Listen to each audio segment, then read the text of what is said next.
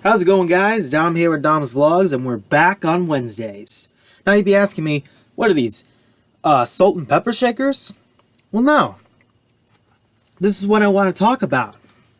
You see, last time I talked about Halloween marketing, but what about Thanksgiving marketing, like autumn marketing? We know scarecrows, we know pumpkins, we know autumn leaves, we know autumn season colors. So I want to take a look at these. So, I'm just going to grab one of them because they're both the same. But this is a little mini scarecrow. You could see it's a little tiny scarecrow. It looks like it's got a straw-like hat, but if you actually look at it, it looks like a snow hat. Little small arms on the side. And, little feet. It's like a little straw. It's got a nice little face on it. Now you're asking yourself, what is this thing that you usually would see on the door, like the hinge? Well, if you actually open this guy up, as you can see, he is a bit cut in half on multiple sides of him. So when you open this up, as you could see, there's another scarecrow here with pumpkins, corn, and I think the moon right here, some stars, more pumpkins and grass. This is pretty much your type of day. Now, this is mostly a Halloween type, which is a really good marketing plan. I mean, this is a very old Carol writes gifts. These must be like these must have been made very nicely. I mean, they feel like they're made out of like wood, but I don't think they are made out of wood. They're made out of like some type of clay. But yeah, it was really good. I mean, 4 screws, hinges, and it closes very nicely. And I have 3 of them right here to show you guys. Here's another one right here, and then here's another one here. And all 3 of them are really nice piece of marketing history. I mean, I don't know much of the history about these. Whoa, I almost dropped one. I don't know much of the marketing history about these things, but they look really nice. And they're old too, as you can see. I mean, the color is faded a little bit. You could see like how some of the nuts and bolts, you could see like, I think one of them is cracking a little bit. I don't think you could see it on the camera. It doesn't really focus that much, but it is cracking here. But these are little pieces of history that I think even people who are marketing something has to take seriously for the autumn season. If they could think of something for the Halloween season, maybe the Christmas season, or hell, even the autumn season like they did here, they could think of something that creative like this, it will bring in the money bags. Surely, at least I would say, if I want to pick a price for this, and that's just my personal price, and pretty much not an accurate one to be more precise, if you want me to add tax and stuff, because I don't know that stuff yet. For a rough estimate, if they were actually going to sell these types of things nowadays, they'd be about $5. Like at least 5. That's my best estimate I can. That's the best guess I can get. Best estimate I can get for you guys here. I'm gonna stack these guys back up here, and they're really cute. They stay put, and then when you have to open them, you can see you can open them, and then this shows this nice little. Let me move these guys out of the way for a little bit. It shows this nice little scarecrow thing that you could just pop up here, and you can also close it just to show the little scarecrows, and they're like little cute. They're like little school guys here. They look adorable. I like this type of marketing hype here. This is the type of stuff you need for this type of marketing. And that's what I basically have talked about in Halloween marketing. But for this type of one, including Christmas, they should really take this very seriously. And this is the nicest plan that you can actually think of. And even for that, I mean, you can reinforce these things. You can make them stronger to last through a couple of days, because these guys are very old, and not only that, they're falling apart a little bit.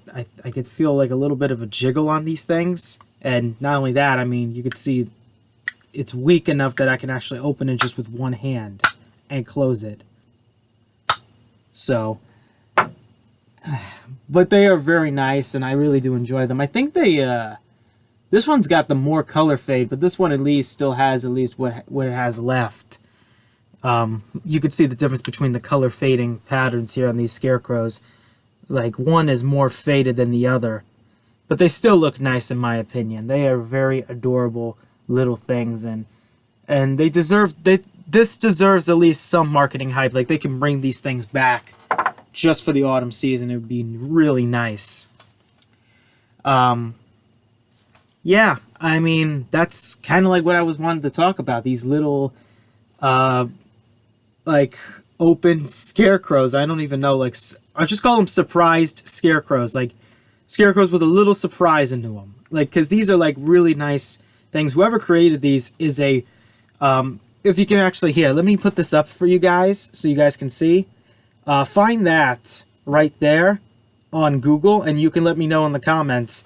But whoever made this company, whoever made this thing here, I know it's made from China, but whoever had the patents for this thing back when it was out, you guys did an excellent job on this. This is a really nice marketing hype.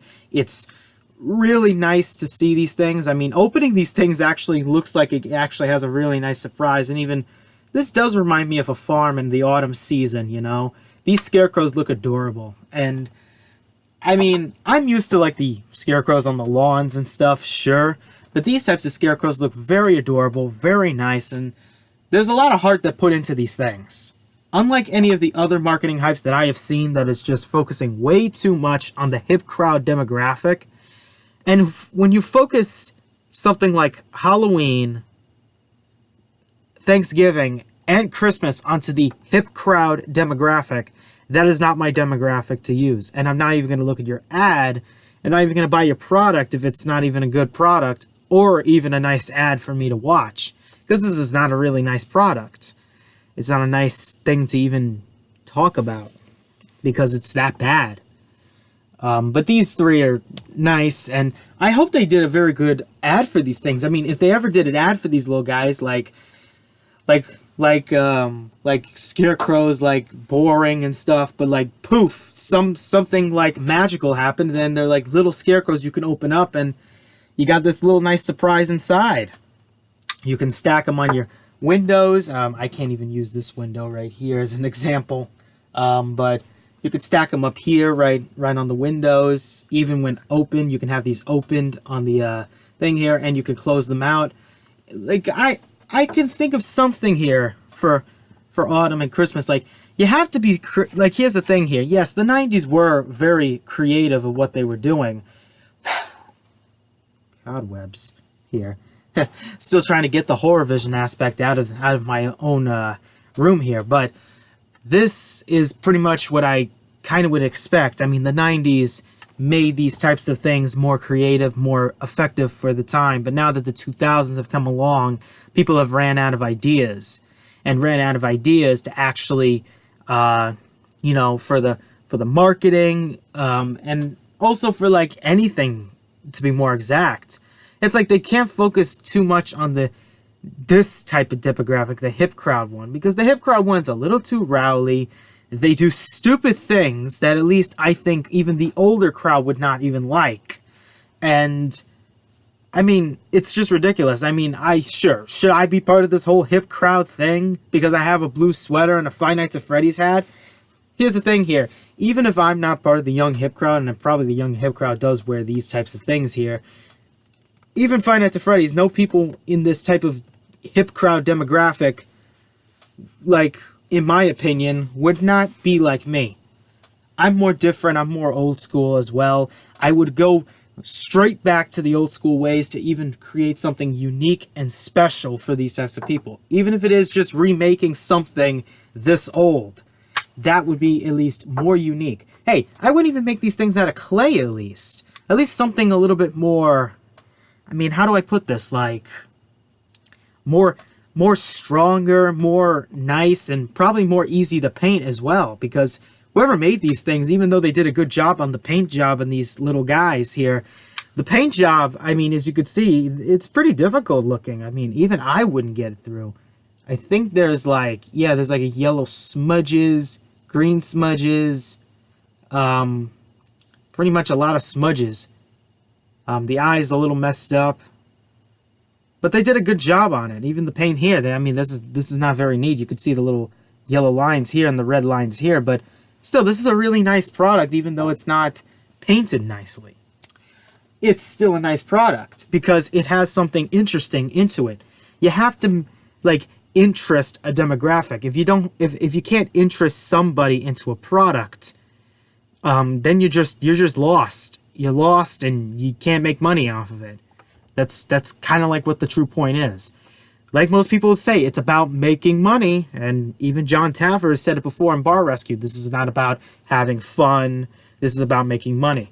Sure, you might have a good time making these types of things or even owning a bar, but you got to think, this is about making money for this type of stuff. And this type of product, this type of like style. Like if you're owning a restaurant, you have to have something interesting, like a nice food menu, a nice drink menu, at least something interesting to pull in that demographic. There is demographics everywhere. Now, even I don't know all of them, I know at least a little. You have to at least pull in something like that. With these types, you have to pull... I mean, for most people who love the autumn season, would love these things. And even people who don't love the autumn season, but do love the decorations for these types of things, and even the products, these guys are perfect for, like, your tables and even decorating your tables. Hey, if somebody can make something this small and make it into a salt and pepper shaker, then you are a genius. You are a genius for the autumn season. You just got to have the little scarecrow painted with a piece of wood that says either salt or pepper on it, and you got yourself the best scarecrow salt and pepper shaker. Even though this is not really that, I'm just demonstrating it because these are really small enough that you can actually have that in there. But literally, again, this is fake stuff here, and I mean these are real. I mean I'm just using this as a demonstration. I think you get it already. But I hope you guys do have a little bit of like an interest into these, and tell me in the comments below, do you actually want these to return here? Do you want something different in mind for the autumn season or even the Christmas season that's coming up in December? Let me know in the comments below. Don't forget to subscribe, click the like button, and hit the notification bell so you can actually stay up to date with all the stuff that I have done here. As always, guys, stay scary, and I'll see you next time. Well, guys, another Dom's Vlogs video. I hope you guys enjoyed it. And even these little guys here, they're really nice. I just wanted to talk a little bit here, just like I would normally do in most of these videos. So YouTube, you know, with this type of like, I don't even know what it is. It's like they're changing the rules over and over again so they can rival with Twitch. Because Twitch has this thing with Bud Light for like moderators or something. But even I don't like Twitch that much. To be honest, they still have a lot of work to do to, you know, be just like YouTube is, at least a little. Not like everything YouTube that I'm thinking is wrong. They have to at least step up their A game. That's what I think Twitch should do. And even for me, I just don't like subscribing to any of them. I can't because I don't have a login style. And not only that, paying money for this? Are you joking? I wouldn't even pay money for this. But if I ever get a chance, like maybe I might change my mind. I might make a Twitch channel. It probably will be called Dom's Vlogs as well. But it will at least have some aspect of at least me live streaming some stuff. Maybe showing some clips. Maybe me reacting to stuff as well. But again, demographics, you gotta worry about copyright. Like, this is the same shit on YouTube. Like, and even YouTube changing this whole thing. Like, here's the thing here, YouTube. If you didn't, like, fuck up live streams, then maybe people wouldn't be live streaming on Twitch, huh? Exactly. And of course, I have to have you get paid here. Fuck you. You don't deserve any payment after the shit you put YouTube through already. All the YouTubers that you put shit through. I don't think you deserve my pay to begin with. But we'll see. I mean, I never get paid from these guys yet. I'm still... I hadn't even reached 100 subscribers, which is insane. I'm still at 55, but I hope somebody someday can at least listen to me. But even for me, I would care less about the subscriptions and just care about me making videos for you guys and people who can enjoy these videos and even the nice things in life, not the bad things in life. But I hope you guys enjoy, and again, just like in the Dom's Vlogs video, do you want these back? You know, for even for the autumn or Christmas season? Let me know. And yeah, I'll see you guys I'll see you guys later. Bye.